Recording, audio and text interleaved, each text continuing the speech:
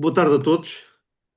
Sejam bem-vindos a este webinar. É mais um webinar da região Sul e aqui com toda a ajuda do Grupo de Trabalho de Engenharia Geoespacial, o coordenador Luís Souza e depois os outros dois membros, o Tiago Castro e Ana Matos Lima, a quem agradeço desde já esta ajuda em fazer chegar a todos os membros e sei que também há não membros aqui presentes atualizações e formações complementares. Não é bem uma formação, é mais uma informação do que se vai fazendo neste mundo e, em particular, em Portugal, e o que é que a inteligência artificial está-nos a ajudar a atualizar a cartografia. É um tema do dia, ainda por cima, quando há necessidade rapidamente de atualizarmos todas as nossas defesas, e todas as nossas infraestruturas, e portanto vem mesmo a tempo. Mais do que isso, para a vida civil, tem todo o interesse, porque tudo o que se faz eh, está relacionado de alguma forma com o terreno onde é implementado e, portanto, tudo isto é muito importante. A região Sul tem promovido vários webinars, várias formações, é este um dos nossos objetivos. E, portanto, vamos ter mais webinars, em particular de engenharia geoespacial, e gostaríamos todos que vocês todos estivessem presentes, nos ajudassem também, participassem, porque no saber é que podemos evoluir e crescer. Muito obrigado mais uma vez. Eu vou passar a palavra ao grupo de trabalho, na pessoa do Luís Souza, que vai dar a continuidade naturalmente e vai iniciar este webinar da parte técnica, porque a minha, despeço-me de todos, porque é mais uma abertura institucional. E, portanto, boa noite, bom trabalho, bom conhecimento e, mais uma vez, obrigado ao grupo de trabalho. Luís Souza, a palavra é tua. Obrigado. Boa noite a todos, boa tarde. Agradecer aqui as palavras introdutórias do engenheiro António Carias de Sousa. Pronto, como o engenheiro já falou, nós compomos aqui, fazemos parte do grupo de trabalho do Colégio de Engenharia Geoespacial, deste triênio 2025-2028. Está aqui o nosso e-mail, que aguardamos também que nos façam chegar daquilo que são as vossas sugestões de melhoria e de temas que gostavam que nós abordássemos nos próximos webinars. Isto é uma sequência de webinars que nós queremos fazer neste triênio e o primeiro está aqui relacionado com a utilização da inteligência artificial aplicada à cartografia, dado este ser o ano da Ordem dos Engenheiros para a defesa e segurança.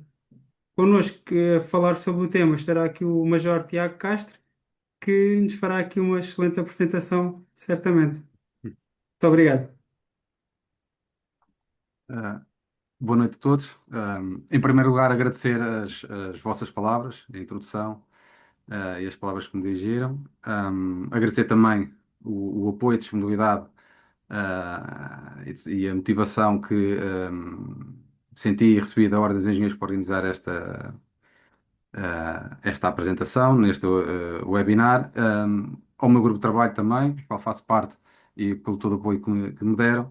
E sem nunca esquecer, e agradecendo em particular ao Centro de Informação Geoespacial do Exército, pela confiança que tiveram em mim, pela oportunidade que me deram em desenvolver algum tipo de soluções para procurar aumentar a nossa produtividade, nomeadamente aqui utilizando, através da utilização da inteligência artificial no âmbito da produção cartográfica. No final da minha formação no mestrado em Engenharia Geoespacial, uma das preocupações que eu tive, sabendo que ia trabalhar no CGOE, que produz sistematicamente cartografia, uma das preocupações que eu tive foi tentar perceber de que maneira é que eu poderia ser útil e, de alguma forma, melhorar, aumentar a produtividade na cadeia de produção que existe. Nada melhor do que pensar na utilização de inteligência artificial e aumentar o número de automatismos que possam ser utilizados e que simultaneamente aumentem a produtividade e simultaneamente também assegurem a necessária qualidade nos produtos que vamos obtendo. Portanto, e foi precisamente neste âmbito, sabendo da importância que é manter informação atualizada e do desafio que é manter tanta informação atualizada, que desenvolvi alguns estudos e implementei algumas ferramentas no CIGOE e no âmbito da produção cartográfica. E vou procurar descrevê-los, seguindo esta pequena agenda, desde logo apresentando e lançando aquilo que é a temática, que eu acho que é um grande desafio, que é a atualização cartográfica. Quais são algumas das grandes implicações, das questões que temos que antecipar e que dificultam esta tarefa. Naturalmente, evoluindo para aquilo que é a técnica específica de detecção de alterações que nos pode apoiar de diferentes formas. Vou tentar detalhar um pouco esta metodologia, as técnicas e as tecnologias que foram utilizadas e como é que podemos tirar o maior partido delas, na minha opinião. Também nunca esquecendo aquilo que são as fragilidades e os pontos que temos de ter atenção. E por fim, a evolução natural foi procurar utilizar a inteligência artificial para adquirir automaticamente ou semi-automaticamente objetos geográficos e algum tipo de classes que possam fazer parte do nosso catálogo de objetos da cartografia que está a ser produzida naquele momento. Portanto, eu vou tentar, o tempo disponível não é finito, eu vou tentar ser detalhado, mas tendo em consideração o tempo que tenho disponível. Depois, certamente, se houver alguma questão que queiram colocar, por favor, usem o chat para colocar as questões. Os meus colegas vão estar atentos, vão reunir, vão tentar compilar o mesmo tipo de questões e eu depois no final posso desenvolver algum tópico ou esclarecer alguma dúvida que possam ter encontrado durante a apresentação. Portanto, avançaria desde já para aquilo que é o desafio da atualização cartográfica, referindo e mostrando aqui esta imagem que podem ver mais à direita, que representa o cartograma do CIGOE, das várias cartas que nós produzimos.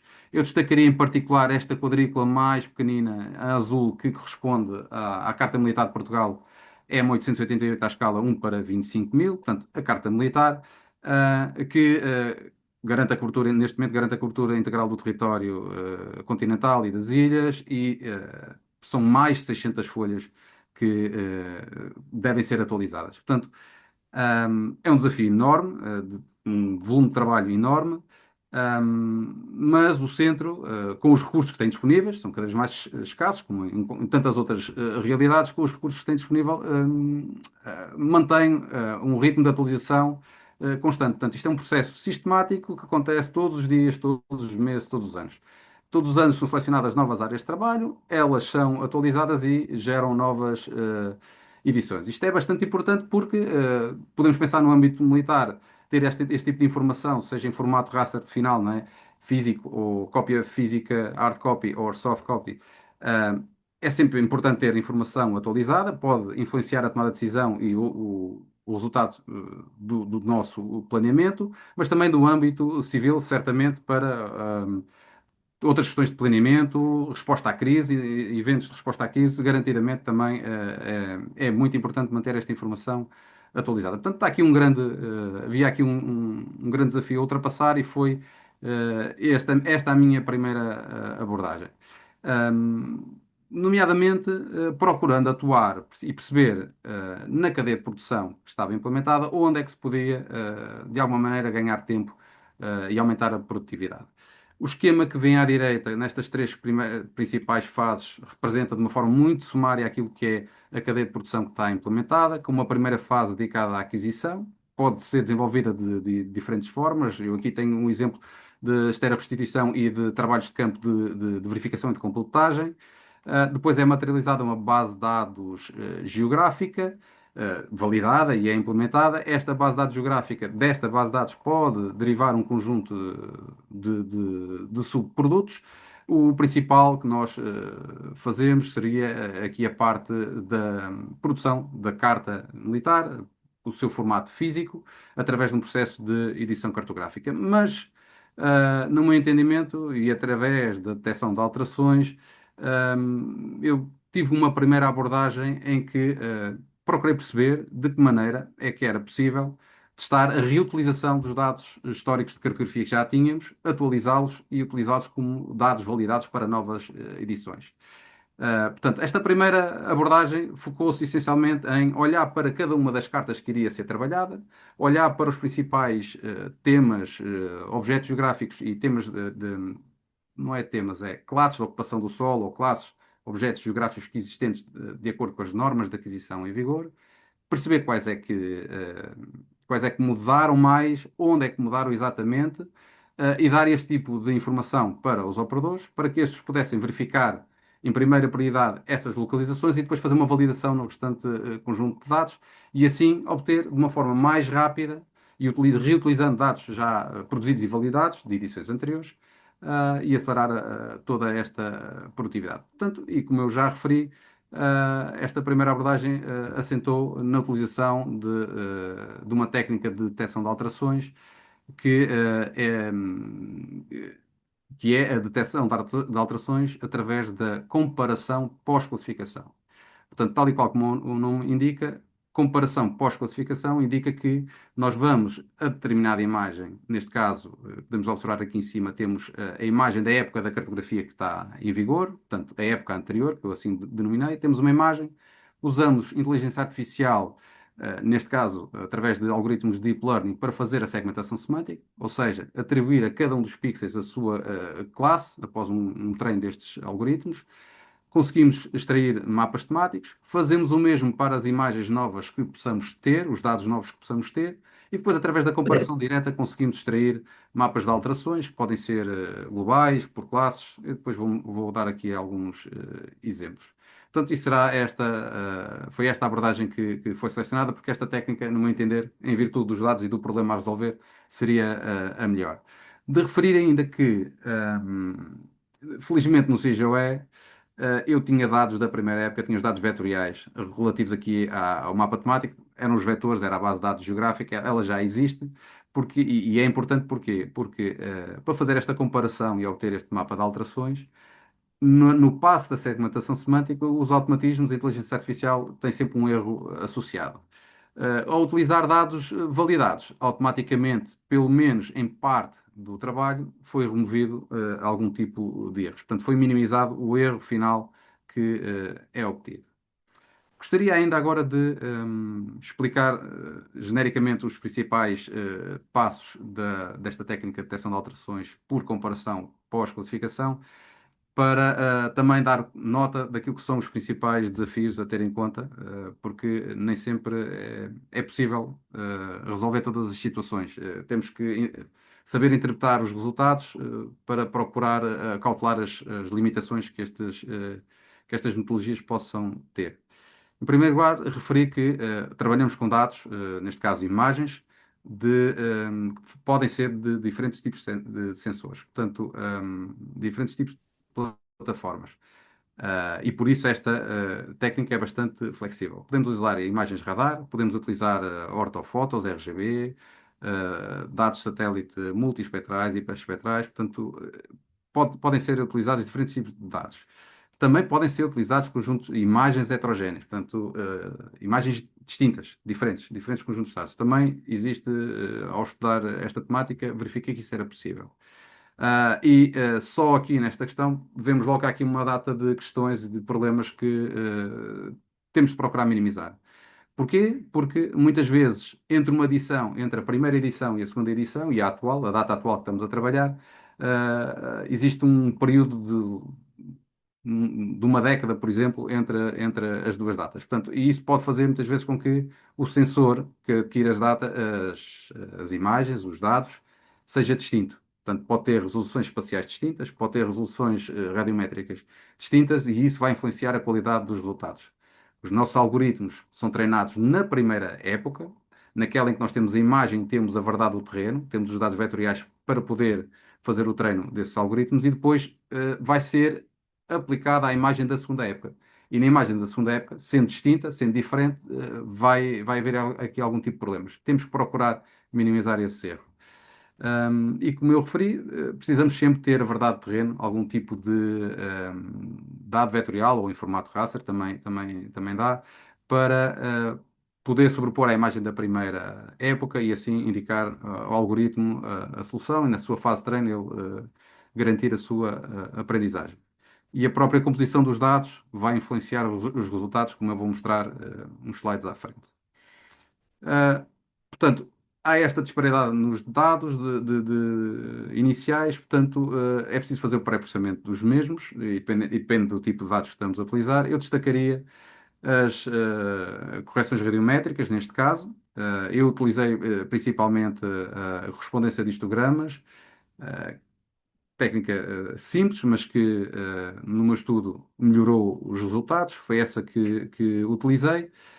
E fiz também o corregistro de todos os dados. Ou seja, garantir que o primeiro pixel, no mesmo pixel da imagem da primeira época, corresponde exatamente à mesma coordenada do pixel da imagem da segunda época e das máscaras de classe, que neste caso estarão em formato raster. Portanto, tem que estar tudo devidamente registado, porque senão, se houver um desalinhamento entre a imagem e a classe durante a fase de treino, vamos aqui introduzir erros. Eventualmente vamos estar a introduzir erros. E a mesma coisa para a parte da comparação. Ao fazer as máscaras de diferenças, na detecção de alterações, vamos ter resultados com erros. Ah, Há uma fase subsequente com a aplicação da inteligência artificial, e nomeadamente algoritmos de deep learning, para fazer a detecção, os mapas de segmentação e a detecção de alterações. Importa fazer a avaliação dos resultados para perceber de que maneira é que a metodologia está a funcionar e de que maneira a podemos utilizar, potenciar os seus pontos fortes e minimizar os pontos fracos. Eu, relativamente às métricas de avaliação, eu destacaria, e foram aquelas que mais utilizei nesta temática, a interseção sobre a união, que, se olharem aqui para este pequeno esquema, ela permite-nos não só identificar a quantidade de sobreposição daquilo que é a verdade do terreno, aqui assinalada a azul, com aquilo que foi o resultado obtido. Sabendo que quanto mais próximo, melhor será o valor. Aqui temos um exemplo de 0,8, 80% de interseção sobre a união, e aqui 10%. Portanto, mede a sobreposição e, por outro lado, também nos dá alguma avaliação da qualidade da delimitação dos vários polígonos que nós vamos obtendo na segmentação semântica. E, por outro lado, a revocação, que, tendo em consideração o número de pixels ou as áreas que correspondiam a determinada classe, podemos estar a falar de zonas com alterações, a quantidade deles que foi efetivamente detectado. Portanto, podemos avaliar se falhou muito ou pouco na detecção das alterações, neste caso. E por fim, fazemos a detecção de alterações que nos permite obter um conjunto alargado de subprodutos que podem ser utilizados para outras tarefas, e eu vou explicar isso mais à frente. Desde logo, o mapa da segmentação semântica, um mapa temático, um conjunto de mapas de detecção com as alterações, que pode ser geral ou pode ser obtido para cada uma das classes que foram treinadas. Vamos conseguir perceber a variação, a evolução das classes de uma época para a outra, da primeira para a segunda época. Portanto, poderia ser uma zona arborizada e agora é uma zona urbana, ou vice-versa. Nós conseguimos fazer essa avaliação e conseguimos fazer essa avaliação ao longo de vários anos. Assim, hajam dados que nos permitam fazer subsequentes segmentações semânticas e obter diferentes mapas temáticos. No meu caso, e uma vez que para implementar esta metodologia eu utilizei software open source e foi programado em linguagem Python, eu utilizei o QGIS para determinadas tarefas, depois em ambiente de programação Spider no Anaconda, e recorrendo essencialmente à biblioteca Segmentation Models, ah, fiz a segmentação, consegui implementar este pipeline e, por facilidade da organização do código e dos programas que desenvolvi, organizei em três fases fundamentais. Agrupei tudo aquilo que eu expliquei anteriormente, agrupei em três fases, com o pré-processamento numa primeira fase, a seguir uma segunda fase para a segmentação semântica, que compreendeu tudo aquilo que foi o treino dos algoritmos, a segmentação semântica propriamente dita e a avaliação dessa segmentação semântica, e uma terceira fase apenas para obter os mapas de alterações e subprodutos orientados para apoiar os nossos operadores. Detalhando um bocadinho um pouco cada uma delas. Portanto, na fase do pré-processamento, desde logo fazer a calibração radiométrica entre as imagens de diferentes épocas. Nós temos aqui um exemplo de uma imagem de uma ortofoto de 2001, uma de 2010, e temos sobreposto o histograma dessa ortofoto. Nós vemos logo, desde logo, que Existe aqui uma grande diferença na distribuição das três bandas RGB. Podemos perceber também que a resolução radiométrica aqui é bastante distinta, portanto é muito superior na imagem mais recente, portanto foram foram câmaras diferentes que fizeram esta aquisição, o que, como eu já referi anteriormente, acrescenta ruído e dificulta a obtenção de bons resultados no final. Por outro lado, os próprios dados de treino e as nossas áreas de trabalho podem também geram aqui alguma dificuldade no treino dos algoritmos, que será posterior, mas importa caracterizar estas áreas de trabalho. Neste caso em particular, eu utilizei os dados da folha de 230 de Coimbra, de Santarém e do Cartacho, e materializei, de acordo com as normas de aquisição em vigor, 8 classes de ocupação do solo para treinar os algoritmos. E nós podemos ver nestes gráficos circulares que existem classes que são sempre predominantes e existem outras classes que são sempre representadas em reduzida quantidade e existem outras que vão variando.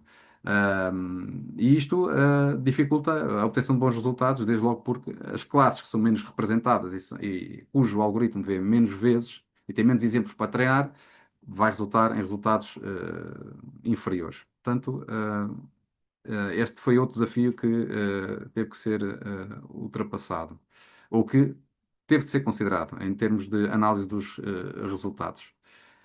Na fase da segmentação semântica, referir apenas que, com base nestes dados, imagens e a máscara das várias classes, foi possível treinar o modelo. Neste caso, quando eu digo modelo, estou-me a referir a vários algoritmos de deep learning combinados, eu já vou explicar. Portanto, numa fase inicial foram treinados vários algoritmos de machine learning e deep learning. Percebeu-se rapidamente que os deep learning têm resultados muito superiores neste problema em concreto e com este conjunto de dados. Depois foi testada o treino do modelo conjunto que utilizou, neste caso, três algoritmos de deep learning que em conjunto conseguiram tirar melhor rendimento desta metodologia, conseguiram obter melhores resultados na segmentação semântica dos dados da segunda época, mas à custa de um grande aumento de processamento computacional. Portanto, se calhar o aumento os ganhos nos resultados não compensam o tempo que demora a processar e a fazer a segmentação semântica. Mas, em todo o caso, foi testado e resultou. Uma vez obtido um mapa de segmentação semântica da segunda época, hum, podemos comparar, que é esta imagem que nós vemos aqui em baixo, podemos comparar com a máscara de classes ou a verdade torrente da primeira época. Conseguimos, através de algumas técnicas e processamento digital de imagem, extrair apenas as alterações que queiramos, da classe que queiramos analisar. Neste caso, estamos a falar aqui de um exemplo de uma zona com algumas construções. Houve algumas alterações nesta região e a metodologia conseguiu, apesar eh, de alguma falta de correção na limitação dos vários polígonos ali existentes, conseguimos extrair as alterações e assim seria este o produto que seria entregue aos operadores para irem verificar e fazer edição dos dados. Não esquecendo que havia sempre espaço para validação de todo o resto dos dados. De forma global, gostava também de mostrar alguns resultados desta técnica de detecção de alterações. Temos aqui o exemplo da folha do cartacho, cuja taxa de desatualização real é de 19%, portanto, comparação de dados vetoriais. Eu, porventura, não referi, mas eu escolhi aquelas áreas de estudo, pois nessas eu tinha uma edição antiga e a edição atual, com dados vetoriais das duas épocas. Portanto, eu tinha a verdade terreno das duas épocas. Os dados da segunda época, da verdade, do terreno serviram apenas para fazer esta comparação dos resultados e medi-los com total precisão. Portanto, a taxa de desatualização real obtida entre os dois dados os dados de cartografia existentes das duas épocas era 19%. E aquela que eu calculei com a metodologia foi de 30,1%. Foi igual nas outras áreas, foi semelhante. O valor médio ronda os 11% de subestimação das alterações. De uma forma mais visual, podemos ver aqui à esquerda que estas zonas assinaladas a verde são as zonas onde havia alterações e elas foram detectadas. Isto é uma área de cultivo com bastantes polígonos. eles foram alterando, portanto, as alterações foram detectadas na sua maioria. A vermelho temos zonas onde havia alterações e elas não foram detectadas. E aqui gostava de chamar a atenção que estamos a falar de análise ao nível do polígono, portanto, não ao nível do objeto, ao nível do polígono, portanto, o que dificulta ainda mais a tarefa. E nas zonas a amarelo temos as áreas onde a metodologia detectou alterações, diz que há alterações, mas elas efetivamente não existem. É a tal subestimação de 10%. Traduzindo em números, eu gostaria de realçar este número de 3% nesta área de trabalho, que é semelhante nas outras, a média foi inferior a 6%, que nos diz o número de falsos negativos, ou seja, a quantidade de pixels nesta área de estudo que têm alterações e não foram identificadas. Portanto, apenas 3%, o que nos indica que é bastante fiável na detecção de alterações. Embora aumente, subestime o número de alterações, não deixa passar facilmente alterações que efetivamente existem e, neste caso, são, na sua grande maioria, detectadas, o que acho que é bastante positivo neste contexto. Portanto, e esta foi a primeira abordagem seguida no sentido de reutilização de dados. Percebi durante o estudo e depois posteriormente em conversas noutro âmbito que a mesma metodologia podia ser utilizada para apoiar a decisão na seleção das áreas a atualizar. E é por isso que apresento aqui esta imagem com o cartograma da região sul de Portugal da Carta Militar no para 25.000. Nós, do lado esquerdo, podemos ver a representação da data de edição em função do seu ano, as mais antigas representadas a vermelho e as mais recentes representadas a verde.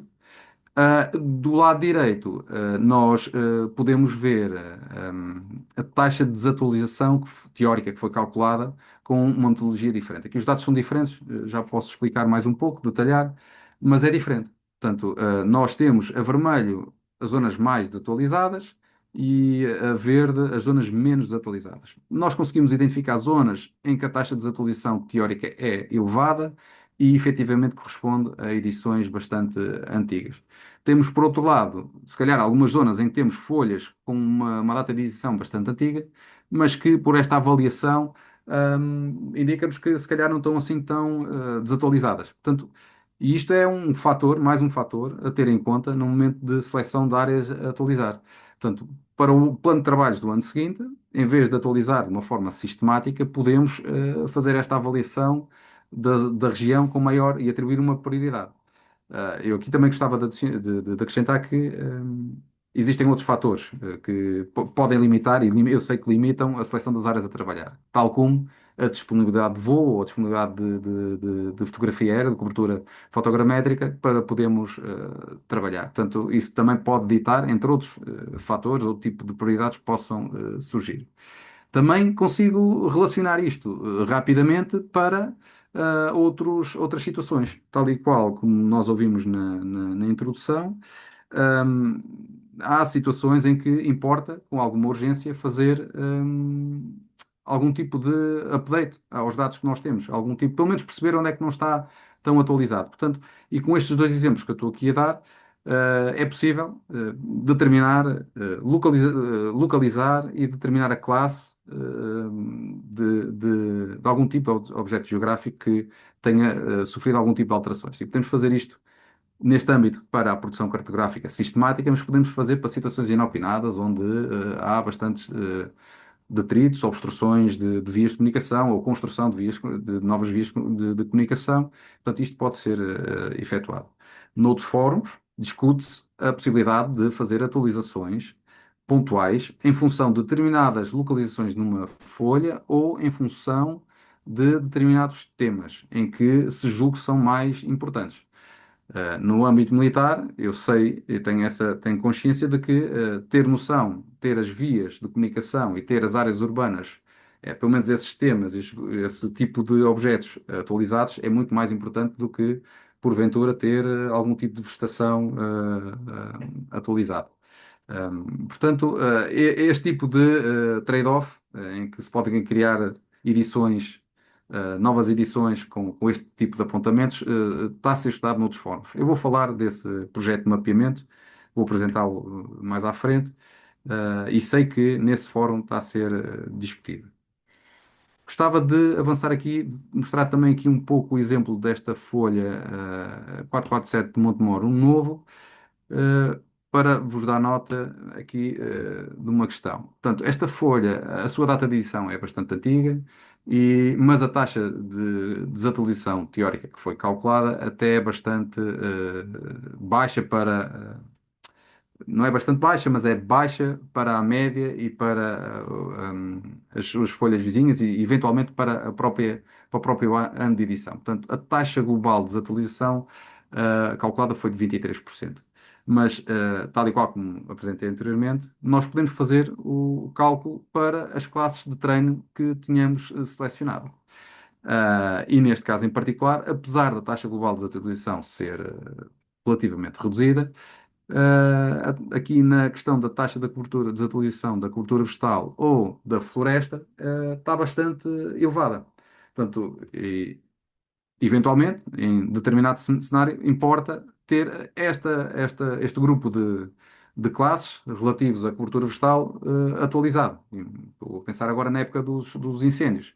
Importa ter este conhecimento. Se calhar, nós podemos, em vez de avaliar pela taxa global, podemos seguir outros critérios. Portanto, temos esta flexibilidade, importa conhecer os dados e perceber aquilo que podemos extrair daqui. Para fazer esta avaliação da região sul, foram utilizados imagens de satélite e em termos de dados vetoriais foi utilizada a COS, nomeadamente a COS 2018 para fazer o treino com imagens de 2018 Sentinel-2, neste caso com quatro bandas, RGB e o infravermelho próximo, com modelos de deep learning semelhantes aos que tinham sido treinados na situação anterior. Depois, recorrendo às imagens mais recentes à época deste estudo, os modelos foram aplicados. A comparação com a verdade do terreno foi feita em função da COS, da Carta de Uso e Ocupação de Solo, da DGT de 2007, porque correspondia, era aquela edição mais próxima da antiguidade da cartografia nesta região. Portanto, há aqui algum desvio, certamente, há erros associados a este fator, houve aqui alguma generação, claro. A própria seleção e materialização destas classes de treino foram feitas em função das classes que estão na COS, mas semelhantes àquilo que são as normas de aquisição que estavam em vigor no CIGOE. De qualquer forma, dá-nos mais um critério para poder apoiar a decisão na seleção das áreas a atualizar. E agora avançando para a utilização da inteligência artificial propriamente dita na produção cartográfica. Se bem se recordam deste slide que eu apresentei anteriormente, eu chamei a atenção deste produto, que é o resultado da segmentação semântica, em que nós conseguimos atribuir a cada pixel uma classe, uma determinada classe de uso e ocupação do solo. Neste caso em particular, o objetivo passaria por utilizar a segmentação semântica e vetorizar estes polígonos e podê-los extrair, utilizar diretamente como dados de aquisição em determinada tema, objeto geográfico, para utilização direta na cartografia. Percebi desde logo que na cartografia 1 para 25 mil da Carta Militar seria difícil, seria complicado, porque apesar de utilizarmos ortofotos, ou termos dados com elevada resolução espacial, as normas de aquisição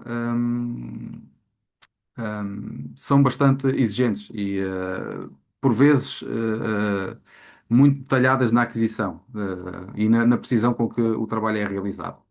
Mas, noutro contexto, no projeto MGCP, que é um projeto multinacional de mapeamento a nível mundial, relacionado com a parte militar, mais com a parte militar, em que se trabalha à escala 1 para 50 mil, mas trabalhando com mosaicos ortorretificados de imagens de satélite, com resolução de sensivelmente 50 centímetros, já me pareceu um cenário mais viável e isso foi testado e está implementado neste momento no CIGOE. Portanto, o projeto em causa é este que podem aqui ver, que é o MGCP, ou seja, Multinational Geospatial Co-Production Program.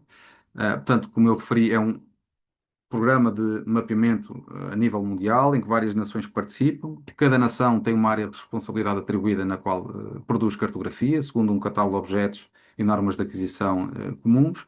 Aqui à esquerda podemos verificar a nossa área de responsabilidade, que nossa, Portugal, via CIJOE, que, em que corresponde aqui à região de Angola. E cada uma destas quadrículas é uma área de trabalho que nos está atribuída. Portanto, o cartograma, digamos assim, foi feito desta forma, quadrículas de 1 grau por 1 grau, que nesta latitude corresponde a mais de 100 quilómetros de lado, portanto são áreas extensas, vastas, muito grandes.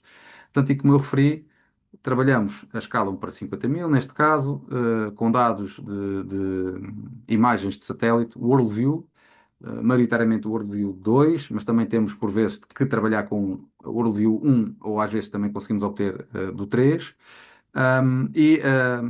Há uma aquisição subsequencial em função de 3 grandes grupos de temas, desde logo tudo aquilo que diz respeito à hidrografia, passando àquilo que é o man-made, ou tudo que está relacionado com construções, vias de comunicação, áreas urbanas e afins. E no final fazemos a aquisição do land cover, segundo um catálogo de objetos está definido. Portanto, toda e qualquer área dentro das zonas de trabalho tem sempre uma classe de land cover associada. Portanto, e este é o grupo de temas que nos dá mais trabalho e nos dá mais volume de trabalho neste projeto. Felizmente, e analisando os dados nessa região, e nós podemos ver aqui nesta imagem do canto inferior direito, que corresponde ao Land Cover da ESA de 2020, World Cover.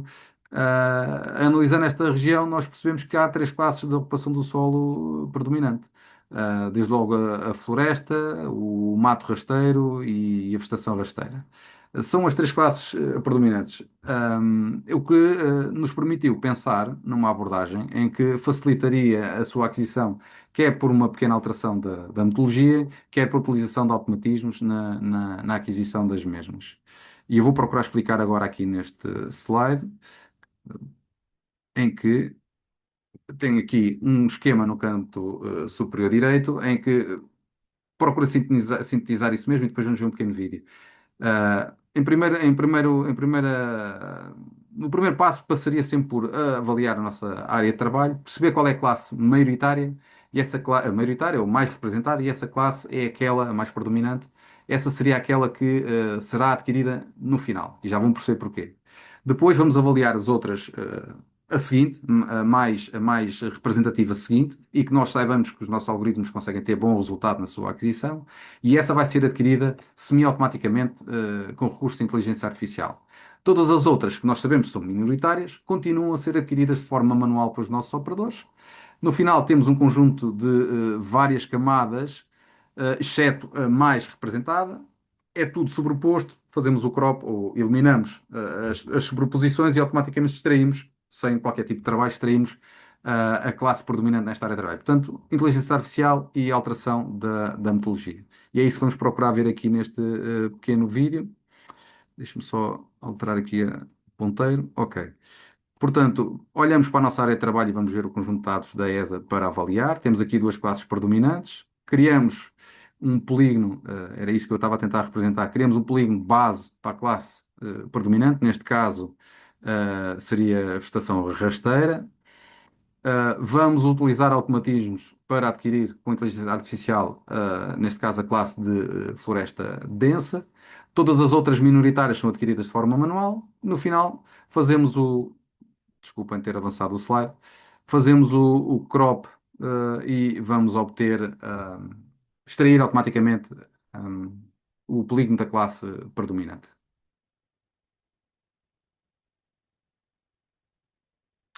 E era precisamente isto que eu estava a falar. Genericamente, este é o processo que foi materializado.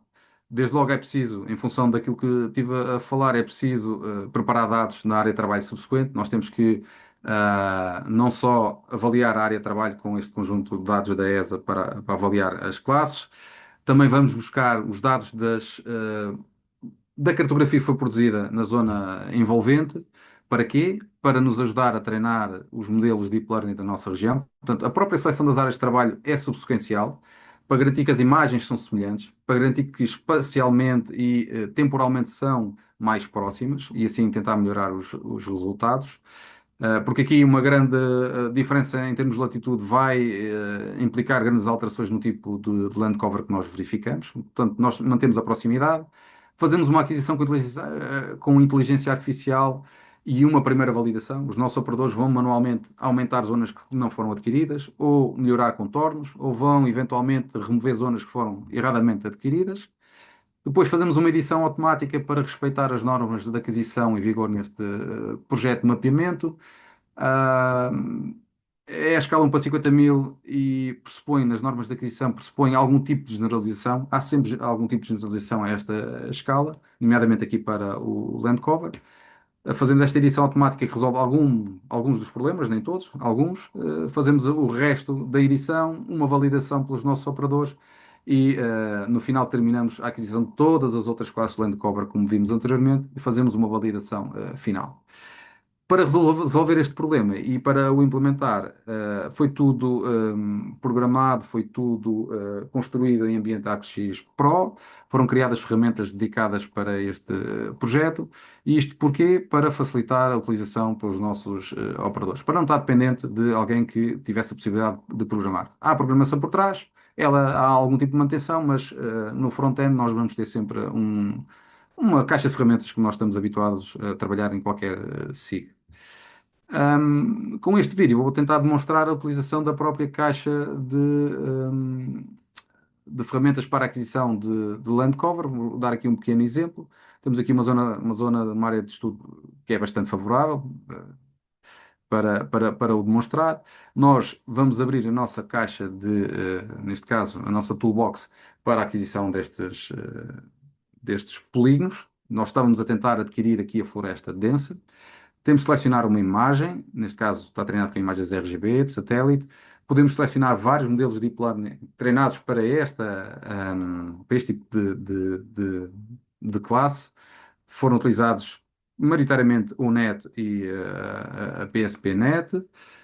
Depois são alguns nomes para os fecheiros de output e a localização dos seus outputs. É só selecionar, como se fosse uma qualquer ferramenta, ArcGIS Pro, fazer correr a própria ferramenta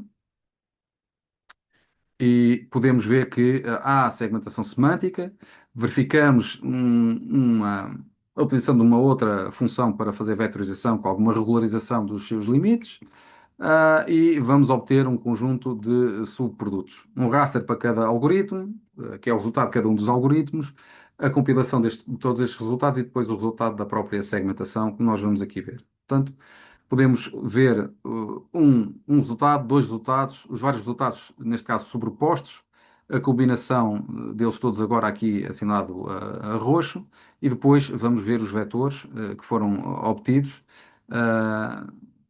que são estes é que são aqueles vetores que são entregues aos nossos operadores na primeira fase para eles fazerem uma validação. Vou dar aqui alguns exemplos mínimos. Nós temos, por exemplo, esta região aqui em que temos este contorno aceitável, à escala 1 para 50 mil, e depois temos esta região em que eventualmente poderíamos ir aqui buscar algum detalhe. Neste caso, não tem dimensões suficientes, o algoritmo decidiu desta forma e o validador também deixou passar conforme está, e está bem decidido. Portanto, é este tipo de generalização que acontece nestas classes. Por outro lado, aqui, por exemplo, nesta região, eventualmente este contorno pudesse estar melhor, mas aqui tem que haver generalização. E zonas de reduzida dimensão, em que nós possamos identificar floresta densa, zonas de pequena dimensão, se não tiverem a dimensão exigida, têm que ser eliminados.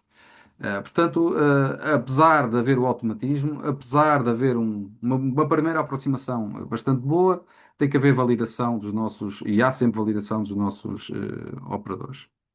Ok?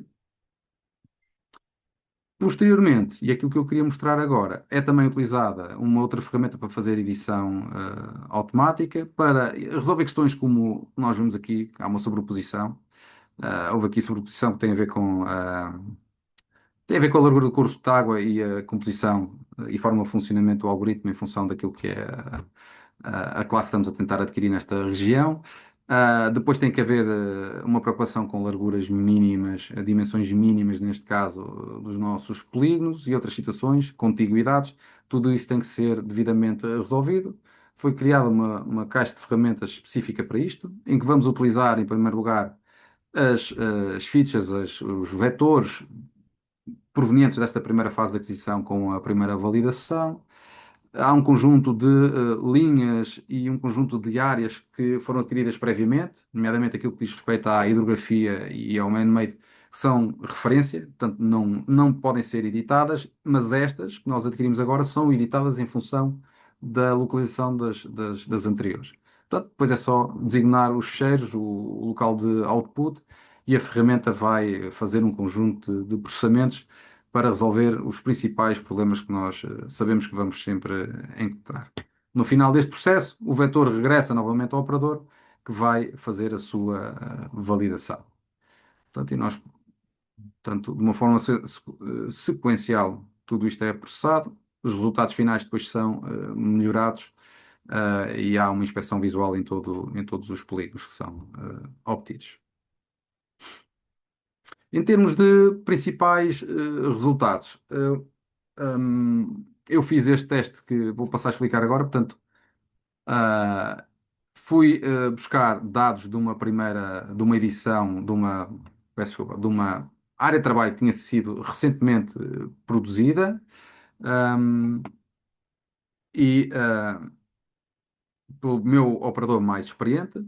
Eu apliquei esta metodologia que expliquei agora, e depois fiz a sobreposição dos polígonos. Desta sobreposição, portanto, os polígonos a vermelho que nós vemos aqui no canto inferior direito, derivados da aquisição semiautomática, e os verdes derivados da aquisição manual, processo anterior. Comparei os dois e houve um valor de interseção sobre união de 83,7%, que é bastante positivo. No entanto, visualmente, vemos que aqui há alguma diferença.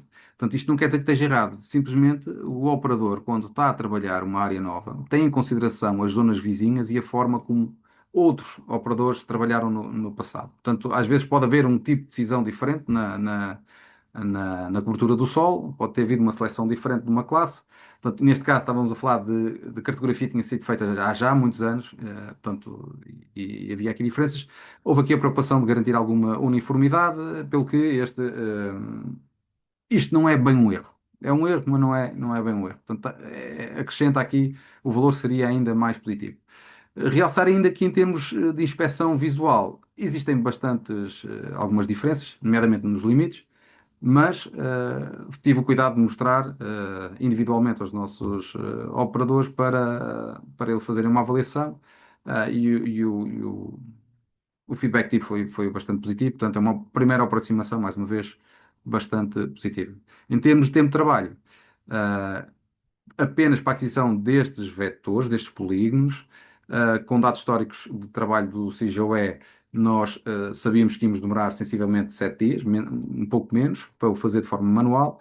Eu, sozinho, e contando com o tempo de processamento das máquinas, demorei 3 dias e meio, um pouco mais. Portanto, existe aqui um ganho efetivo na produtividade. Gostava também de realçar que os algoritmos são treinados para determinadas classes. Nós sabemos que em algumas delas vamos ter bons resultados e noutras não vamos conseguir ter.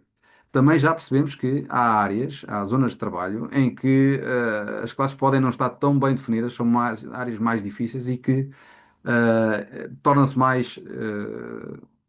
torna-se pior, se calhar, utilizar esta ferramenta nessas zonas. Portanto, ao conhecer a ferramenta, ao conhecer as suas potencialidades, nós também conseguimos ir aplicando em subzonas ou em áreas distintas e vamos trabalhando dessa forma. Portanto, numa região pode ser adquirir floresta densa, noutra pode ser só mato rasteiro. Portanto, depende e vamos sempre avaliando os resultados para o conseguir fazer da melhor forma possível. Em termos de utilização da inteligência artificial na produção cartográfica, e lançando um bocado outros tópicos, e pensando um bocado no futuro, um pouco no futuro e naquilo que julgo ainda ser possível trabalhar. Eu julgo que é possível combinar algoritmos de detecção de objetos e algoritmos de super resolução de imagens para apoiar a produção cartográfica, e não só. mas neste âmbito, na produção cartográfica, certamente.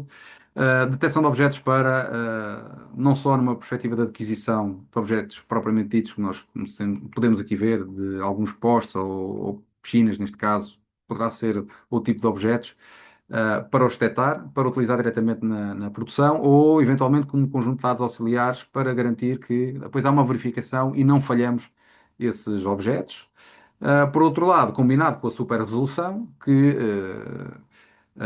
produz dados sintéticos, mas que de certa forma melhora limites daquilo que nós conseguimos representar com as nossas imagens e que poderá, ao ser utilizado isoladamente ou em conjunto com as imagens originais, poderá resultar poderemos obter melhores resultados.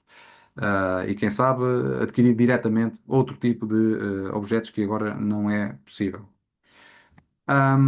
Gostaria de concluir referindo que, e tentando realçar que o território está sempre está em permanente alteração, e podemos encarar isto numa perspectiva de atualização cartográfica sistemática ou num cenário de resposta à crise, em que há uma grande alteração do território na zona que nós trabalhamos. E ter conhecimento do nosso território é altamente importante para planeamento e para a tomada de decisão. A inteligência artificial neste âmbito tem um papel importante e pode ter um papel importante ao ajudar a identificar o que é que mudou, onde é que mudou, eventualmente quando é que mudou. Um, Vimos também que consegue apoiar a cadeia de produção cartográfica em diferentes fases, de diferentes formas. E com tudo isto, referi que é muito importante manter a informação atualizada e que isto é um grande desafio. Esta tarefa é muito desafiante e difícil, pelo que importa continuar a explorar todas estas ferramentas e potencialidades. Eu agradeço a vossa atenção, espero ter sido claro, espero que a apresentação tenha sido interessante. Deixo aqui o meu contacto para alguma questão que queiram colocar posteriormente. Luís, Ana, estou ao vosso dispor. Se houver alguma questão, algum assunto que queiram ver mais desenvolvido, algum dos nossos colegas queira ver mais desenvolvido, estou aqui. Boa noite a todos e a todas. Pois verifiquei que ao longo da excelente apresentação, obrigada, Tiago, não houve nenhuma, não foi colocada nenhuma questão. Ok. Ahm, Então, mas se me permites, eu neste caso gostaria de eventualmente acrescentar que a flexibilidade da técnica de detecção de alterações que eu apresentei e que a sua combinação dessa técnica, tanto nos dias de hoje, quando falamos em resposta à crise ou quando falamos em conflito. Eu tenho perfeita noção que no flanco leste a cartografia, no flanco leste europeu, a cartografia houve uma grande urgência na sua atualização, e foi nesse âmbito que foram discutidas formas de garantir a sua atualização, seja em vez de abordar a atualização numa nova aquisição e de todos os temas, procurar reutilizar ou editar apenas ou adquirir apenas determinados temas ou atualizar determinadas regiões. E que esta detecção de alterações com a disponibilidade de dados históricos e com a tecnologia, quer em software e hardware, que nos vai sendo disponibilizada e que nos dá maior poder de processamento e melhor capacidade de obtenção de melhores resultados, certamente consegue apoiar melhor estas situações de emergência, um incêndio, um terremoto, ou uma cheia, ou eventualmente para planeamento ou tipo de operações do âmbito militar, neste caso. Portanto, dar-nos melhor conhecimento, atualizar-nos de forma mais, apoiar-nos a atualizar de forma mais rápida o nosso conhecimento do nosso território, da nossa área de trabalho. Portanto, gostava só de realçar isso. eu tinha, obrigada, tinha aqui só duas notas. esta produção cartográfica com base na inteligência artificial também vai minimizar o erro dos operadores. Portanto, essa disparidade nos critérios utilizados pelos diferentes operadores ao longo do país, né, para a representação das diferentes classes do solo, usando estes modelos, isto não acontece, né? Porque o modelo é usado de forma coerente para todo o território, minimizando esse erro de opinião, do operador Análise. que está a editar, certo? Obrigado pela questão, pelo comentário. E ainda bem, não referi, mas é verdade. Serve quase como um fator de desempate, não é? O algoritmo estando treinado, e fazendo a classificação, dá-nos uma referência daquilo que é suposto selecionar como classe de ocupação de solo neste caso, e poderá haver outras situações de aplicação.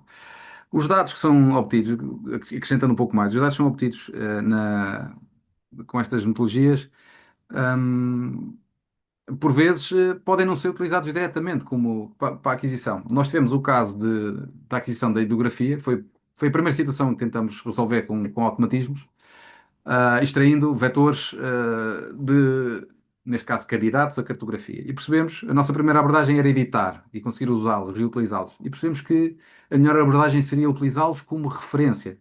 Portanto, o operador tem outra sensibilidade, o operador tem uma imagem de resolução elevada, mas os vetores são obtidos num modelo digital de superfície de resolução, de pior resolução, espacial, neste caso. O que dá sempre aquele aspecto de zigue-zague, de vetorização zigue-zague, de xadrez. Ahm, Era difícil utilizá-los diretamente, mas usando-os como apoio, como dado auxiliar, e seguindo o processo manual, à mesma, acelerou muito o processo. E acredito que esta questão de ter um conjunto de dados eh, feito à nossa medida, para apoiar a produção, também garantidamente pode ajudar a aumentar a produtividade. É isso mesmo. Estamos aqui no final, mas temos aqui duas questões de última hora. Ok, Portanto, uma da engenheira Denise Pereira, que pergunta se existem modelos ou algoritmos, neste âmbito para o QGIS. eu tive uma experiência com o QGIS e utilizei. Não tenho conhecimento, nem não utilizei, mas tenho a percepção que existem plugins. Eu posso pesquisar. Sei também que não o fiz, mas sei que há colegas que utilizam, vão programando tal e qual como fiz no ArcGIS Pro, estão a fazer o mesmo no QGIS. Portanto, e podem, não tenho certeza do que estou a dizer, mas há bibliotecas de Python, é linguagem de programação Python, e podem ir buscar bibliotecas. E tudo isto para dizer que não utilizei. Portanto, eu particularmente na faculdade utilizei, sei que existe, mas neste âmbito não utilizei. Eu estou a ver se me lembro do nome da biblioteca, que é Ok, Orfeu. Orfeu. Orfeu. Eu posso muito pesquisar. ok. Obrigada, Tiago. Temos aqui outra questão do engenheiro Cláudio Souza, que agradece a excelente apresentação e Obrigado. pergunta se os algoritmos de inteligência artificial para este tipo de aplicações são facilmente implementados em software open source, tipo QGIS, ou disponíveis apenas para software comercial, como o ArcGIS ou outros. Certamente dá para utilizar em open source. Eu programei, como eu mostrei aqui, eu programei, desculpem,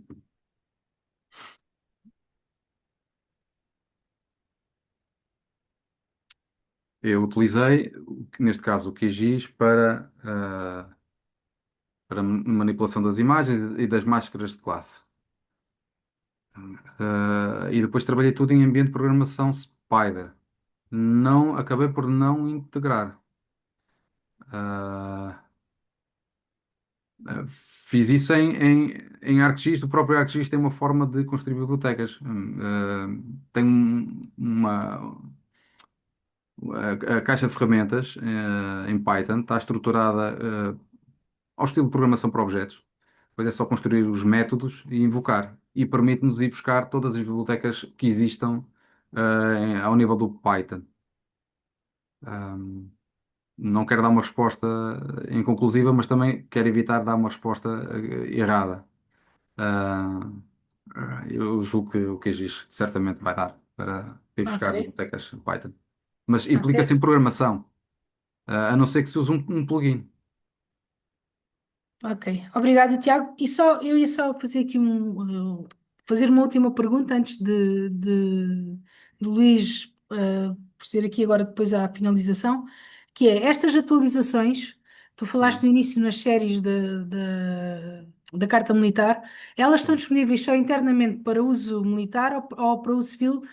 Elas já são refletidas e já podem ser adquiridas por qualquer pessoa, o reflexo destas alterações a nível cartográfico. Novas edições, sempre que sai uma Sim, nova edição, ela é lançada. Ela é lançada. Ela é disponibilizada ao público. A nossa vontade.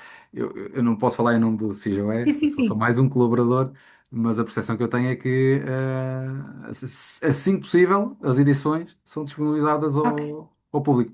obrigada. E julgo que está tudo atualizado no nosso site do CIJOE. Temos lá o nosso cartograma e temos, além do cartograma, podemos pesquisar por zonas e estão lá os metadados todos. Ok, obrigada então. Tiago, passava a Nada. palavra ao Luís. Tiago, muitos parabéns, excelente apresentação. Efetivamente, a nossa engenharia geoespacial é a engenharia que interliga as outras engenharias também, porque somos a base cartográfica para muitos projetos e efetivamente ser uma constante atualização da produção cartográfica lá na frente, depois na execução de alguns projetos, vê-se certos problemas. Eu quero aqui também agradecer a todos os presentes que estiveram aqui até ao fim, a ouvir aqui a apresentação do Tiago, agradecer ao Tiago e à Ana também a colaboração, não só no clube, no grupo de trabalho, como aqui neste webinar, e reforçar aquilo que disse no início, que nós estamos aqui e deixamos aqui o contacto inicial para que também possam nos sugerir ideias, partilhar alguns problemas que tenham dentro que queiram ver esclarecidos. Eh, Todo o grupo de trabalho de Engenharia Geoespacial está disponível para vos ajudar e trabalharmos todos em conjunto em prol da Engenharia Geoespacial em Portugal e no mundo. Muito obrigado a todos, boa noite. Obrigado pela atenção.